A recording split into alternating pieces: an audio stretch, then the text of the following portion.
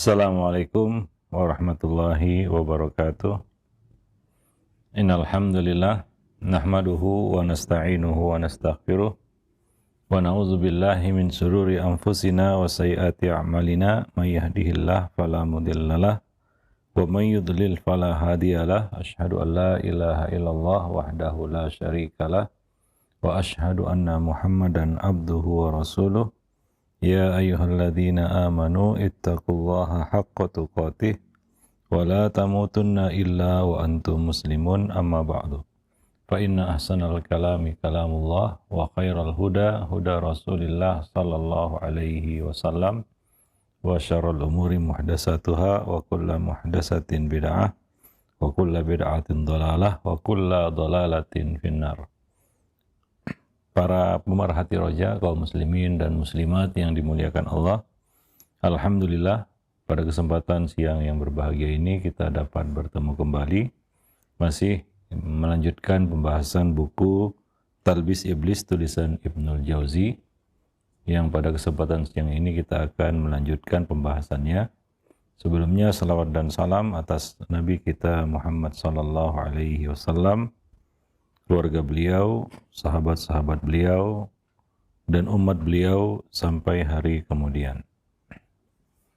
Para pemerhati roja, kaum muslimin dan muslimat yang dimuliakan Allah, kita kembali melanjutkan pembahasan buku Talbis Iblis. Kita sampai pada Talbis Iblis atas masih berbicara tentang kaum sufi terkait dengan kondisi al-wajdu, yaitu kondisi tidak sadarkan diri, ya, seperti mengalami kondisi yang kita katakan bertepuk tangan, berteriak, merobek-robek pakaian, menampar-nampar pipi, ya, seperti orang kesurupan ataupun orang yang tidak sadarkan diri, ya. Nah, ini biasanya mereka lakukan atau terjadi atas mereka ketika mereka mendengarkan nyanyian, ya. Sekelompok kaum sufi ini mengalami kondisi al-wajdu atau kondisi ekstasi, ya. Mereka bertepuk tangan, melompat-lompat, berteriak-teriak, ya, seperti orang-orang yang sedang kesurupan. Dengan terlihatnya reaksi di luar kewajaran tersebut, iblis, ya, berhasil melancarkan talbis, ya, atau tipu dayanya terhadap mereka ini, dan mereka mengira atau menganggap bahwa itu adalah kondisi mereka sampai pada puncaknya, ya. Tindakan mereka ini mereka lakukan berdasarkan beberapa riwayat, ya, yang mengesankan bahwa ini terjadi pada kaum salaf, yaitu kondisi tidak sadarkan diri. Cuma bedanya mereka mengalami ini ketika setelah mereka mendengarkan nyanyian, ya. Setelah mendengarkan nyanyian, maka mereka mengalami kondisi ekstasi seperti ini. Ya, mereka di sini bersandar kepada beberapa riwayat, ya, bahwa kondisi seperti itu, ya, adalah kondisi yang biasa atau kondisi yang juga terjadi pada kaum salaf, kata mereka.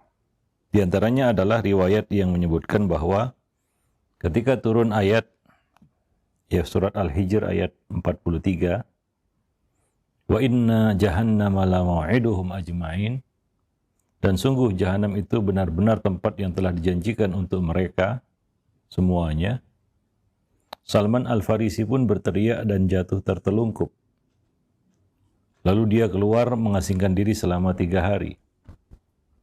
Ini dijadikan dalil bahwa kondisi seperti itu adalah suatu yang biasa, ya. Mereka juga berhujah dengan riwayat Abu Wa'il. Dia berkata, kami melakukan perjalanan bersama Abdullah, dan saat itu Ar-Rabi' bin Khuthaim ikut bersama kami. Kami kemudian melintasi tempat salah seorang pandai besi. Di sana Abdullah berhenti dan mengamati besi yang sedang dibakar dalam api. Ar-Rabi' juga turut memperhatikannya, sampai tubuhnya lunglai dan hampir jatuh pingsan. Abdullah memutuskan melanjutkan perjalanan sehingga kami tiba di tempat pembakaran kapur di dekat tepi sungai Ufrat. Tatkala Abdullah melihat tempat pembakaran itu dan saat itu api tengah berkobar-kobar, ia membaca firman Allah Subhanahu wa taala surat Al-Furqan ayat 12 sampai 14. Idza ra'athum min makanin ba'idin sami'u laha taghayyuzan wa zafira. Wa idza ulqu minha makanan dayiqan muqarranin da'u hunalika thubura. La tad'u al-yawma thuburan wahidan wad'u thuburan katsira. Yang artinya, apabila neraka melihat mereka dari tempat yang jauh, mereka mendengar suaranya yang bergemuruh karena marah. Dan apabila mereka dilemparkan ke tempat yang sempit di neraka dengan dibelenggu, mereka di sana berteriak mengharapkan kebinasaan. Akan tetapi dikatakan kepada mereka, jangan kamu mengharapkan pada hari itu satu kebinasaan, melainkan harapkanlah kebinasaan yang berulang-ulang. Surah Al-Furqan ayat 12 sampai 14. Ya, Abdullah membacakan ayat tersebut. Mendengar bacaan itu Ar-Rabi' jatuh pingsan. Ya, hingga kami menggotongnya pulang ke tengah keluarganya. Ya, Ar-Rabi' tetap di samping Abdullah tetap di samping Ar-Rabi' sampai tiba waktu salat zuhur. Namun dia belum siuman juga. Lalu Abdullah menunggu sampai asar, namun dia belum siuman juga. Pada akhirnya Abdullah menunggunya hingga maghrib. Dan barulah Ar-Rabi' siuman ya dari pingsannya. Dan setelah itu Abdullah kembali ke tengah keluarganya. Ya, nah orang-orang sering mengangkat kisah seperti ini ya dari banyak ahli ibadah bahwa ketika mereka mendengar Al-Quran tiba-tiba ada yang meninggal dunia, ada yang jatuh pingsan, ada yang berteriak keras. Dan kisah-kisah seperti ini juga banyak didapati di dalam kitab-kitab Az-Zuhud, yaitu kondisi mereka sampai tidak sadarkan diri karena rasa takut atau kita katakan hati yang dipenuhi oleh rasa khawatir ataupun takut atas apa yang mereka dengar. Ini disebut kondisi al-wajdu, yaitu di mana kondisi seorang ya hampir tidak sadarkan diri karena rasa takut yang amat sangat. Dan ini terjadi ketika mereka mendengar ayat-ayat tentang neraka, ancaman siksa yang ada di dalam neraka, atau kisah tentang para penghuni neraka. Maka mereka merasakan itu dalam hati mereka seolah-olah mereka lah yang mendapatkan siksa itu, sehingga mereka tidak sadarkan diri.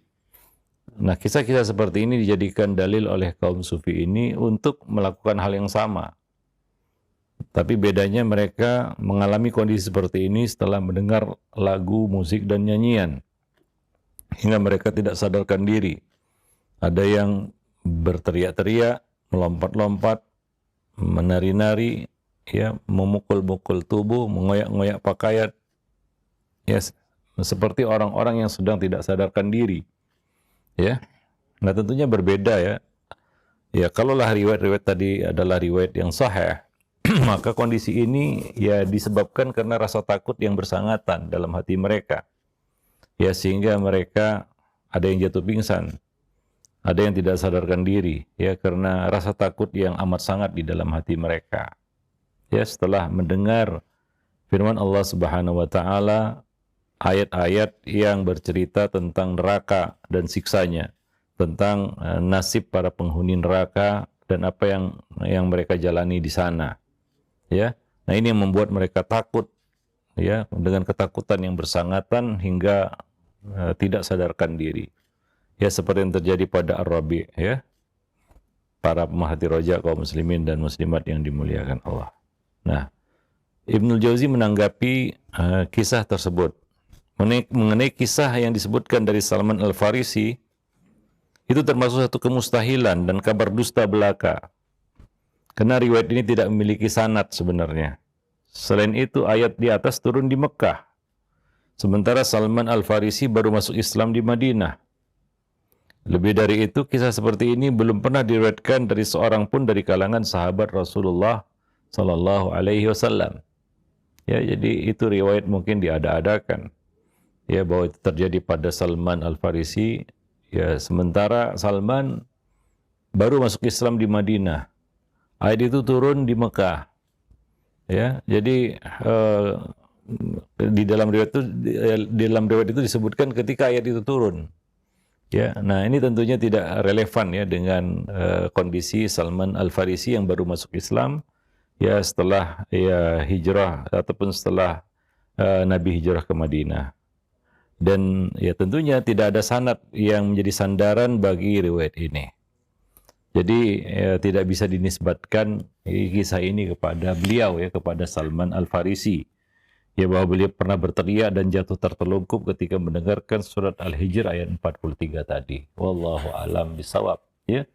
Dan memang kebanyakan sandaran kaum sufi ini adalah riwayat-riwayat yang tidak jelas ya, kebenarannya ataupun kesahihannya, validitasnya. Jadi tidak bisa dijadikan sebagai hujah di sini, ya, yang membenarkan tindakan mereka. Ya. Sedangkan kisah Ar-Rabi' bin Khuthaim, sesungguhnya para perawi di dalam riwayat ini tidak sabit, tidak valid juga. Ya, karena kisah ini juga diriwayatkan oleh Isa bin Sulaim. Ya, Ahmad bin Hanbal mengatakan, aku tidak mengenal riwayat Isa bin Sulaim dari Abu Wa'il. Ya, Hamzah Az-Zayyad berkata kepada Sufyan, mereka meriwayatkan dari Ar-Rabi' bin Husaim bahwa dia tidak sadarkan diri. Sufyan bertanya, siapa yang meriwayatkannya? Ya, kisah ini hanya diriwayatkan oleh si penceramah itu. Yang maksudnya adalah, yang dimaksud oleh Sufyan adalah Isa bin Sulaim tadi. Ya, kemudian aku menemui Isa bin Sulaim si penceramah dan bertanya, dari siapakah engkau meriwayatkan kisah ini? Ya, seraya mengingkarinya. Ya, nah demikian. Ya, artinya ini adalah riwayat yang juga antah berantah, dia tidak ada asal usulnya ya. Dan sandarannya adalah kepada seorang perawi yang ya tidak bisa diterima riwayatnya. Ya, artinya dulu ada riwayat-riwayat dari para qusas ya, tukang cerita ya, mereka disebut juga tukang ceramah atau qusas ya, para pengisah ya, sering membawakan cerita-cerita, kisah-kisah ya, tapi ya nggak ada sanad dan antah berantah. Seperti juga riwayat ini ya, yang diriwayatkan dari Ar-Rabi' bin Khuthaim bahwa ia tidak sadarkan diri sampai terluput sholat zuhur, sholat asar, dan baru siuman pada saat sholat maghrib. Ya, nah karena mendengar ayat yang dibacakan tadi. Wallahu alam bisawab. Ya, nah ini yang kedua dari riwayat yang mereka gunakan ternyata tidak sahih. Ya, nah demikian. Ibnu Jauzi mengatakan, Sufyan Ats-Tsauri mengingkari jika Ar-Rabi' bin Husaim mengalami hal seperti ini. Ya, yaitu pingsan, enggak sadarkan diri, atau mengalami kondisi al-wajdu. Karena ia berada di atas manhaj salaf. Kejadian seperti itu tidak pernah dialami oleh para sahabat maupun tabi'in. Mereka sedih, iya. Mereka menangis, iya. Mereka menunjukkan rasa takut, iya. Tapi tidak seperti orang kesurupan, tidak sadarkan diri, pingsan, sampai berjam-jam, sampai seharian. Ya, ini adalah sesuatu yang tidak ada dinukil oleh dari para sahabat, ya, bahwa mereka melakukan hal seperti itu. Dan ini yang dijadikan sebagai sandaran ya bagi kaum sufi untuk mengalami hal seperti itu. Ya, kondisi seperti itu kondisi al-wajdu. Lebih parah lagi, mereka mengalami kondisi ini bukan karena mendengar ayat Quran, tapi karena mendengarkan nyanyian-nyanyian, kasidah-kasidah, senandung-senandung, ya. Sehingga mereka ya ada yang melompat-lompat, ada yang berteriak-teriak histeris, ada yang ya gemeteran dan lain sebagainya. Ini terjadi pada umat yang lain ya. Seperti itu, mereka beribadah dengan bernyanyi, kemudian bukan hanya sekedar bernyanyi, mereka mengalami kondisi seperti orang kesurupan begitu ya. Ya, seperti berteriak-teriak, kemudian menangis histeris, ya enggak jelas karena kenapa dia menangis, ya melompat-lompat, ya menampar-nampar pipi, mengoyak-ngoyak baju, ataupun menepuk-nepuk dada, memukul-mukul tubuh dan sejenisnya, ya, atau mengalami kondisi histeris, ya yang enggak wajar begitu ya. Nah ini kondisi al-wajdu tadi, Ya, nah demikian. Wallahu alam bisawab. Sufyan Ats-Tsauri menafikan hal itu dari Ar-Rabi' bin Khusaim. Kenapa? Ar-Rabi' bin Khusaim adalah seorang yang berada di atas manhaj salaf. Ya, jadi tidak mungkin mengalami ataupun melakukan hal-hal seperti itu atau terjadi atasnya hal seperti itu hingga tak sadarkan diri. Ya, nah demikian. Wallahu alam bisawab. Nah, dengan asumsi riwayat tadi sahih, ya, tadi kita katakan juga di awal, ya, kalau ya, dan kita sudah jelaskan ternyata dua riwayat yang menjadi sandaran kaum sufi di dalam bab ini ternyata tidak sahih, ya, tidak sahih. Nah, kalau ya dengan asumsi riwayat ini sahih, maka kita sampaikan ya bahwa orang terkadang jatuh pingsan karena ketakutan. Ya, rasa takut yang amat sangat tadi. Rasa takutlah yang membuatnya diam dan tidak bergerak sehingga seperti orang pingsan. Ya, nah, tanda seorang yang benar-benar memiliki rasa takut ya adalah seandainya berada di atas dinding, dia pun jatuh dari dinding itu karena kehilangan kesadaran. Ya, nah, wajilat qulubuhum. Ya. Zadatum imana, itu kondisi, ya. Takut hati mereka, bertambah iman mereka jika dibacakan kepada mereka ayat-ayat Allah Subhanahu wa taala. Ya, nah itu kalau sahih maka mungkin mereka mengalami kondisi seperti itu. Yaitu rasa takut yang amat sangat yang membuat mereka tidak sadarkan diri atau tidak bisa berkata-kata atau mereka menjadi diam membatu karena rasa takut tadi. Wallahu alam bisawab. Ya, nah demikian. Dan bukan ya seperti kondisi orang kesurupan. Ya, yang tidak sadarkan diri ya lalu melakukan tindakan-tindakan yang konyol seperti merobek-robek baju, menampar-nampar pipi, memukul-mukul tubuh, berjingkrak-jingkrak, melompat-lompat ya. Seperti orang ya kita katakan kerasukan ya, kesurupan atau orang yang terkena penyakit ayan. Enggak seperti itu. Wallahu alam bisawab ya. Nah demikian. Dan hal-hal itu adalah hal yang dilarang. Ya, di dalam Islam, bagaimanapun kesedihan, bagaimanapun kepiluan, bagaimanapun ya musibah yang menimpa kita, kita tidak boleh meratap dengan cara seperti itu. Itu dilarang di dalam syariat, ya, karena itu hal yang merupakan Nabi mengatakan tradisi jahiliyah. Ya, umat di luar Islam melakukannya. Kaum muslimin tidak boleh meniru mereka di dalam bab ini. Orang-orang Yahudi dan Nasrani mungkin mereka melakukan hal seperti itu. Bernyanyi-nyanyi, kemudian melompat-lompat, mengalami kondisi histeris, ya, menjerit-jerit, ya, kemudian ya seperti orang histeris, ya. Ya, mungkin itu dilakukan oleh umat-umat yang lain, tapi tidak dengan kaum muslimin. Kita tidak boleh melakukan hal semacam itu. Wallahu alam bisawab, ya. Nah demikian. Ibnu Jauzi mengatakan, ketahuilah, semoga Allah memberi taufik kepada kita semua, bahwa hati para sahabat adalah hati yang terbersih. Ya, saat merasakan cinta kepada Allah, mereka tidak lebih dari sekedar menangis, ya, dan bersikap tenang, turun sakinah, ya, waqar atas mereka. Itu yang terjadi pada mereka. Bukan kondisi gemeteran kemudian histeris, menjerit-jerit, melompat-lompat, ya, ataupun seperti orang kesurupan, tidak seperti itu. Nah, ada hadis yang diriwayatkan oleh Al-Irbad bin Sariyah. Suatu ketika Rasulullah menyampaikan nasihat kepada kami, hingga air mata kami bercucuran dan hati kami menjadi takut. Ya, itu yang terjadi pada sahabat. Mereka menangis memang, tapi tidak sampai seperti orang kesurupan, ya, tidak seperti orang kerasukan, ya, jin, ya, para pemerhati roja kaum muslimin dan muslimat yang dimuliakan Allah. Abu Bakar Al-Ajuri berkata, Al-Irbad tidak berkata, kami berteriak, kami memukuli dada, seperti yang dilakukan oleh orang-orang jahil yang telah dipermainkan syaitan. Al-Imam Al-Ajuri, ya, mengatakan seperti itu. Ya, artinya apa? Sahabat juga merasakan, ya, rasa takut di dalam hati mereka ketika mendengarkan, ya, peringatan tentang surga, neraka, apalagi tentang neraka dan adabnya.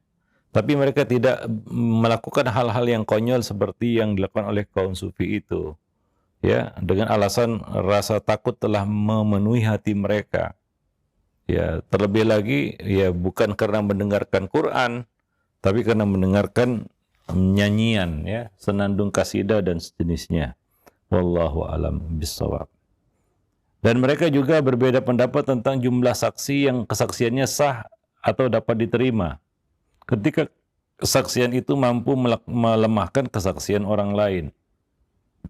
Ya, nah demikian. Wallahu alam bissawab. Jadi ya, Al-Irbad bin Sariyah menggambarkan kondisi para sahabat ketika mendengarkan wejangan dari Nabi. Bahwa mereka merasakan rasa takut, mereka menangis, ya, mereka mencucurkan air mata, ya. Mereka tidak bergeming, ya, tidak bergerak. Ya, hati mereka dipenuhi dengan rasa takut, iya. Tapi tidak melakukan hal-hal yang ya mirip seperti orang yang meratap tadi ya, yang mana seperti ratapan orang-orang jahiliyah. Wallahu a'lam bishawab. Husain bin Abdurrahman berkata, aku bertanya kepada Asma binti Abi Bakar, bagaimana kondisi para sahabat Rasulullah, para sahabat Nabi dan keluarga beliau di saat Al-Quran dibacakan? Maka Al-Asma menjawab, mereka seperti yang disebutkan Allah Subhanahu wa taala atau sebagaimana dijelaskan sifat-sifatnya oleh Allah Subhanahu wa taala, yaitu air mata mereka berlinang dan tubuh mereka gemetar, kulit mereka gemetar. Aku berkata kepada Asma binti Abi Bakar, ada sejumlah orang yang apabila Al-Quran dibacakan kepada mereka, dia pingsan. Ya, diceritakan kepada Asma, ya aku berkata kepada Asma menceritakan suatu fenomena yang lain. Ya, ada sejumlah orang kata beliau, ya, yaitu ya Husain bin Abdurrahman. Ada sejumlah orang yang apabila dibacakan Al-Quran kepada mereka, mereka jatuh pingsan. Dia jatuh pingsan. Maka Asma pun berkata, aku berlindung kepada Allah dari gangguan setan yang terkutuk. Yaitu kondisi seperti itu adalah kondisi yang tidak pernah dialami oleh para salaf. Mereka tidak sampai kehilangan kesadaran. Ya, seperti orang mabuk. Ya, kita dilarang ya mengalami kondisi tidak sadarkan diri begitu ya. Sengaja membuat diri kita nggak sadar hingga kita melakukan hal-hal yang di luar ya kendali akal kita. Ya, karena kalau akal kehilangan fungsinya, kita tidak bisa membedakan lagi mana yang baik dan mana yang buruk, mana yang pantas dan mana yang tidak pantas. Maka sebagian orang yang melakukan hal seperti ini bisa saja auratnya jadi tersingkap. Ada yang guling-guling, ada yang macam-macam.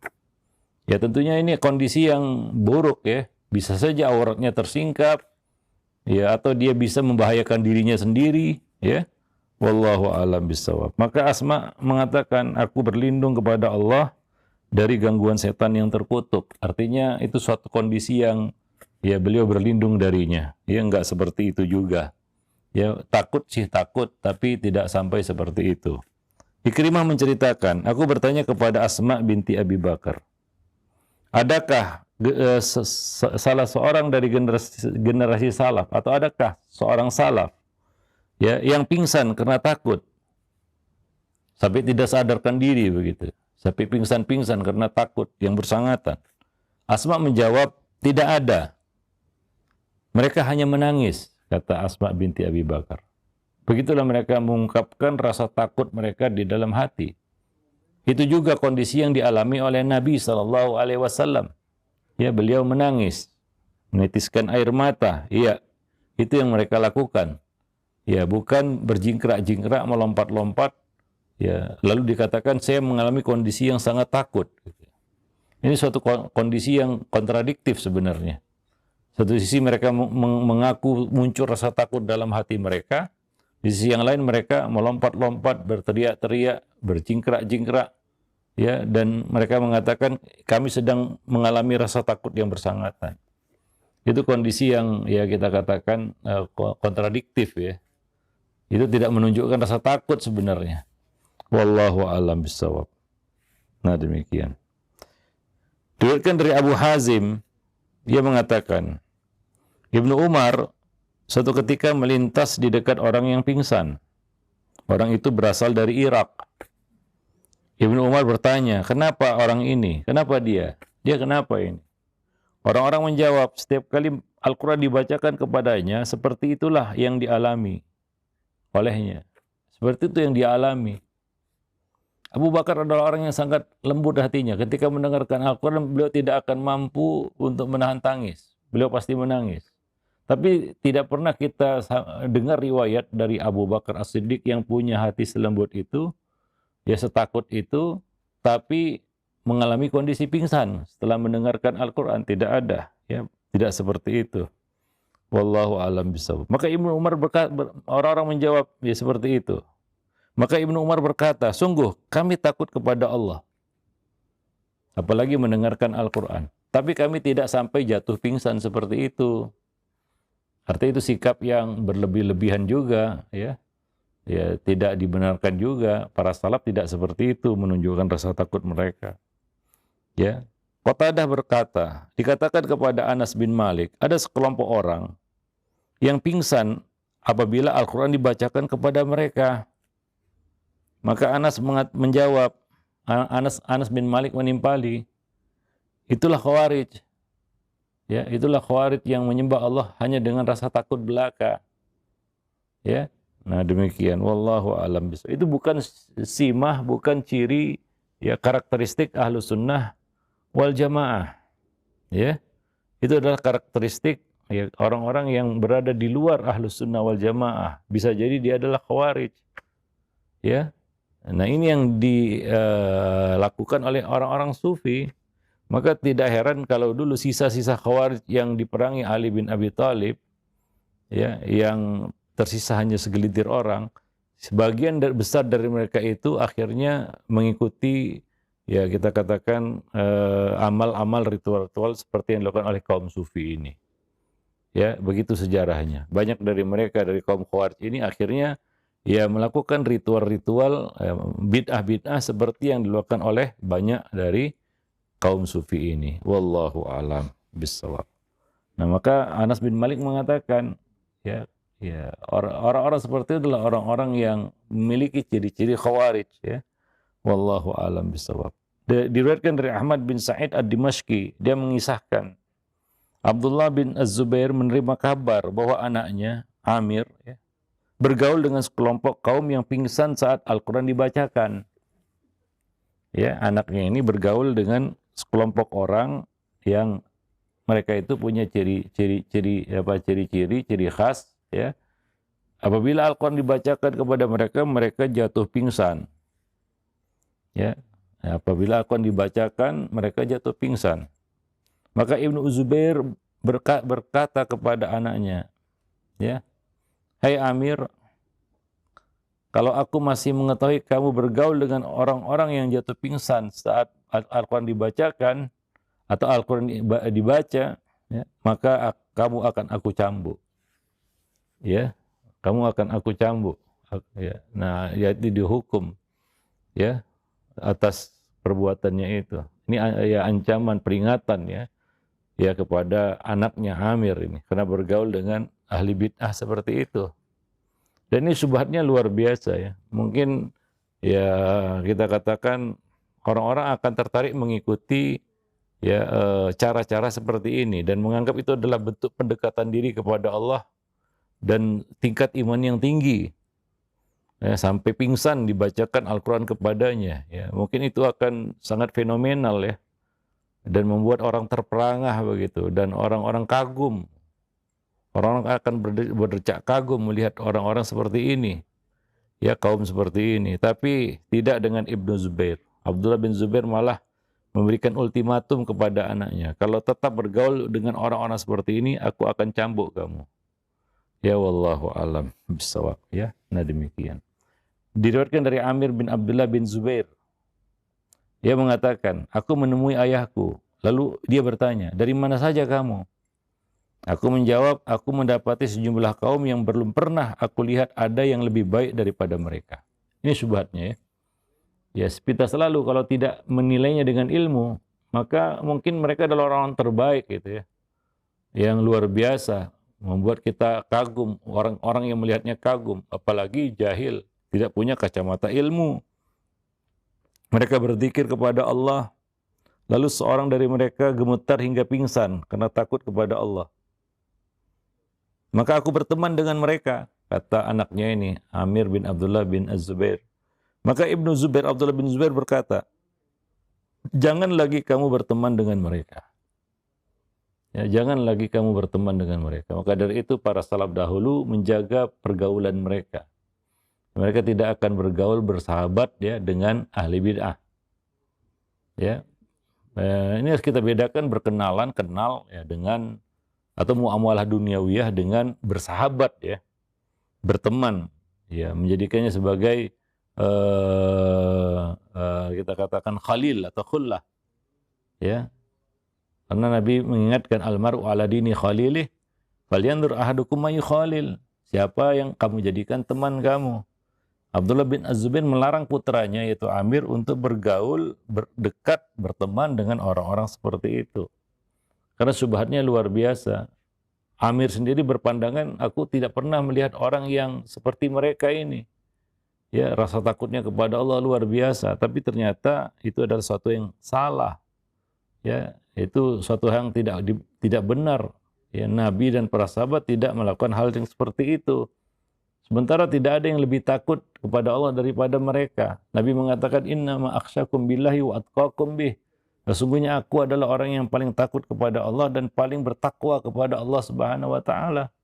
Tapi Nabi tidak berlebihan seperti itu. Ya, sampai pingsan-pingsan ketika Al-Quran dibacakan, tidak sadarkan diri ketika Al-Quran dibacakan. Malah beliau memasang telinga, istima, menyimak, dan berusaha untuk memahami, menggali faedah dari ayat yang didengar.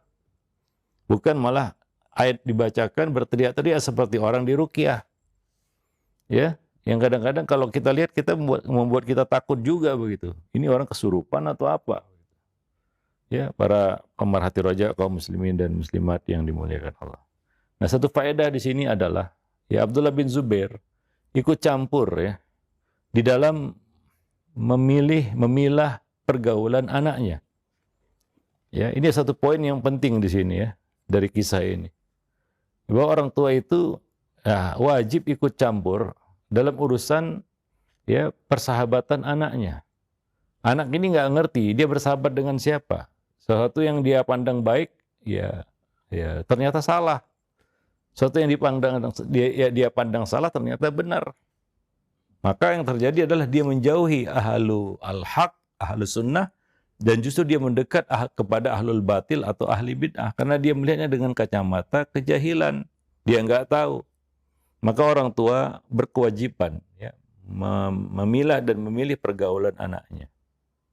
Dan mengontrol ya pergaulan anaknya. Dia wajib ikut campur ya di dalam bab seperti ini. Wallahu alam. Nah, demikian. Itu yang dilakukan oleh Abdullah bin Zubair kepada putranya yaitu Amir. Ia larang putranya bergaul dengan orang-orang seperti itu ya. Karena ini subhatnya jelas lebih besar lagi. Amir bin Abdullah bin Az-Zubair memandang itu baik, bayangkan. Jadi dia adalah seorang anak sahabat ya. Hidup enggak jauh dari zaman nubuat. Ya, ketika melihat orang-orang seperti ini, ia menganggapnya baik dan ikut bersama mereka juga bahkan. Ya, nah demikian ya kita katakan syubhat yang sangat besar dari orang-orang seperti ini. Karena mereka melakukannya atas dasar agama dan juga dengan asumsi bahwa mereka ingin mendekatkan Allah dengan cara-cara seperti itu. Wallahu alam. Nah demikian. Amr bin Malik berkata, ya, lalu kita lanjutkan tadi ya, riwayat Abdullah bin Az-Zubair ya, ketika melarang anaknya jangan kamu berteman dengan mereka lagi ya. Lalu ayahku, ini cerita Amir bin Abdullah, lalu ayahku melihat diriku seakan tidak menggubris ucapannya. Maka maka beliau pun berkata, ya, Abdullah bin Zubair berkata, aku pernah melihat Rasulullah membaca Al-Quran. Aku juga pernah melihat Abu Bakar dan Umar membaca Al-Quran. Tetapi mereka tidak sampai mengalami hal seperti itu, sampai pingsan-pingsan, ya. Apakah menurut kamu mereka lebih khusyuk kepada Allah daripada Abu Bakar dan Umar? Maka aku pun lantas mengerti kata-kata ayahku. Maka sejak saat itu aku meninggalkan mereka, orang-orang itu. Wallahu alam. Nah, demikian ya. Ya, ini satu faedah yang sangat besar dan bermanfaat ya, bahwa orang tua punya kewajiban untuk ya ikut campur dalam memilah dan memilih pergaulan anak-anak mereka. Wallahu alam bissawab. Nah, demikian ya, kita akan lanjutkan pada pertemuan-pertemuan yang akan datang insyaallah. Itu saja mungkin materinya pada kesempatan siang ini. Mudah-mudahan ya, bermanfaat bagi kita semua. Aku qauli hadza astaghfirullah li wa lakum sairil muslimin innahu huwal ghafurur rahim.